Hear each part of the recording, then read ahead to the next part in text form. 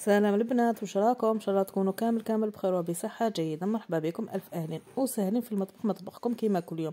اليوم جيت وحبيت نشارك معاكم شطيطحه بطاطا بالدجاج والقرنون. تجي بزاف بنينه، والجلبانه تجي مرقه حمراء، تجي يعني ما شاء الله، وتجي عقده وتوالم افراد الاسره سورتو في وقت الشتاء. يعني نبداو في المقادير في طريقه العامه كيفاش ندير الشطيطحه تاعي تاع البطاطا بالدجاج. بسم الله. نبداو اول حاجه بالدجاج. كيما نعرفوا كل وحده دير على حساب افراد الاسره تاعها شحال حبه الدجاج، ونديروا له قطيره تاع الزيت، يعني 3 مغارف زيت وشويه تاع السمن اللي تكون عندها السمن وحبه الدير باش يجي فيها المذاق بنين.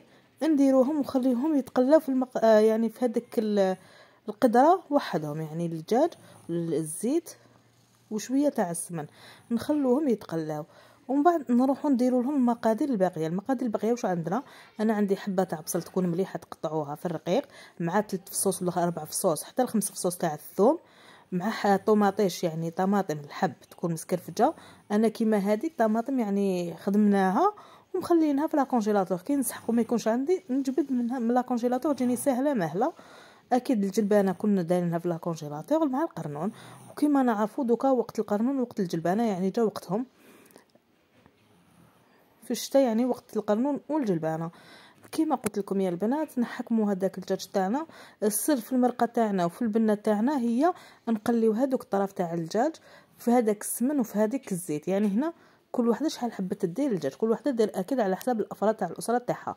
من بعد واش نجيبوا هذيك الحبيبه تاع البصل اللي تكون مليحه مقطعه في الرقيق، مع 5 فصوص هكا تاع الثوم، وهذيك الطماطم يعني مسكرفجه. انا ما عنديش كيما قلت لكم طماطم مسكرفجه، هذيك خدمتها وحطيتها في لا كونجيلاتور. كي نسحق نجبد هذه هي. نديروهم هكا وندير التوابل تاعو. من بعد ما نديروا هذاك البصل تاعنا مع الثوم مع هذيك الطماطم، اكيد نخلو يعني المرق تاعنا يتقلى مليح باش تجينا المرقه تاعنا بنينه. هنا راح ندير قطره فقط تاع الماء عفوا، ونخليه يتقلى مليح. واش عندي التوابل في هذه المرقه تاعنا؟ راح ندير الملح، فلفل اسود، راح ندير توابل الدجاج، شويه تاع الكركم وشويه تاع القرفه. يعني هادو هما التوابل اللي راح نديرهم اليوم في المرق. القرفه ما نكثروش يعني بزاف، نديروا قليل فقط. هنا يعني درت شويه بزياده، نتوما ديروا شويه فقط. هادو هما التوابل تاعنا تاع اليوم تاع المرق. توابل الدجاج انا نطيب بزاف بهم ويجوا بزاف منه. نخلو المرقه تاعنا هكا تتقلى على نار قليله، وراح نطيب المريقه تاعي على نار قليله. قد ما طيبوها على نار قليله راح تتجمر وتجي بزاف بنينه. ونديروا عكري حلو، اكيد العكري حلو ولا العكري حار، هنايا اختياري، كل وحده واش تفضل في الشطيطحه تاع الدجاج بالقرنون تاعها. نخلوهم يتقلاو كيما راكم تشوفوا بطبع وشا. قد ما تتقلى الحاجه قد ما تجيكم بنينه هكا. دوكا راح نمرق هذاك الدجاج تاعي. انا الجلبانه تاعي يعني راهي طايبه، ما نحش نديرها دوكا، نخليها تزيد شويه باش ندير الجلبانه تاعي باش طيب لي مليح.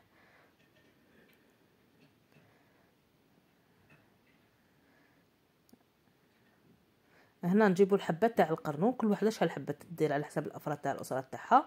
وكيما انا القرنون تاعي قلت لكم راهم كونجلي، ودوكا ها وقت القرنون يعني في الشتاء، يعني نطيبوا بالقرنون اللي راهو واجد دوك في الاسواق. ندير القرنون تاعي ونخليها تاني كطيب شويه.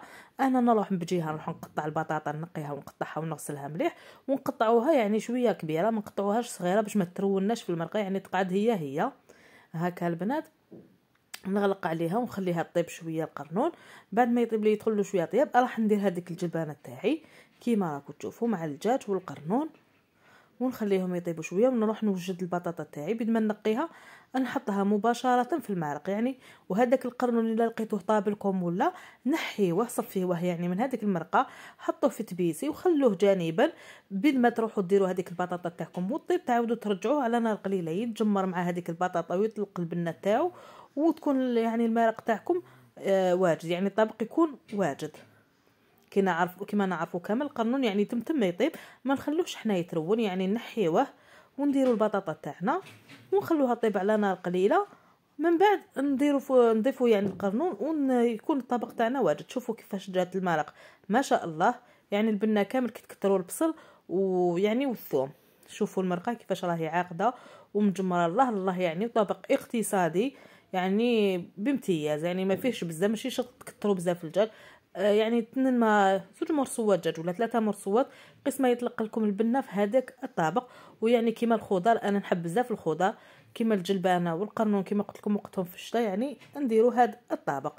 شوفوا كيفاش نحط هذيك البطاطا ونقص لها الفرن ونخليها طيب على نار يعني متوسطه، ماشي قليله بزاف وماشي قويه. وكي نشوف البطاطا تاعي طابت نقص لها يعني للفرن ونخليها تكمل. دوك انا واش درت طماطم مصبره، اكيد لازم طماطم مصبره في المرق الاحمر. ما درت طماطم حب ونديروا طماطم مصبره. هنا الطبق تاعي نخليه يتجمر كيما راكم تشوفوا فيه، وتشوفوه معايا في طبق التقديم واجد ان شاء الله. وان شاء الله تعجبكم الوصفه تاع اليوم. هي شطيطها بطاطا بالدجاج والقرنون والجلبانه، تجي من اروع ما يكون، يعني تجي بنينه اعسل. شوفوا الطبق تاعي كيفاش راه واجد يعني في التبسي جا ما شاء الله. شوفوا هذيك المريقه نخليوها تكون عاقده. شوفوا هذيك البطاطا كي قطعناها خشينه. ومرحبا بكم في القناه.